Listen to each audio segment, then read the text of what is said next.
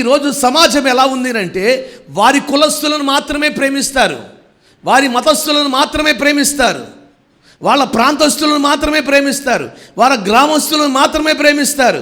ఏమండి, వాళ్ళ కాలేజీలలో చదువుకున్న వాళ్ళు మాత్రమే ప్రోత్సహిస్తారు. ఈ లోకంలో ఎన్నో పద్ధతులు వచ్చేసినాయి.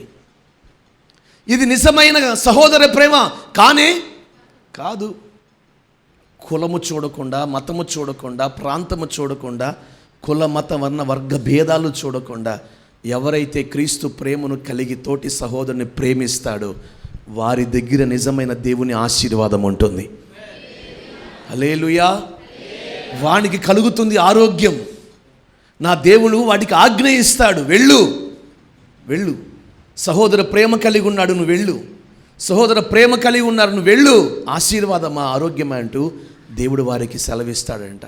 ఈరోజు మీరు ఈ వాక్యం ఉంటున్న మీ జీవితంలో మీ హృదయములో మరి ఏ స్థితి ఉందో నాకు తెలియదు, కానీ మీ ఆశీర్వాదము, మీ ఆరోగ్యము దేని మీద ఆధారపడి ఉందనంటే మనం వాడే మందుల మీదో, మనం వాడే తినే ఆహారం మీదో, మనం పడే కష్టాన్ని బట్టో కాదండి. మన భక్తిలో సహోదర ప్రేమ కలిసి ఉంటే ఏమండి దేవుని ఆశీర్వాదం మన మీదకి వస్తుంది.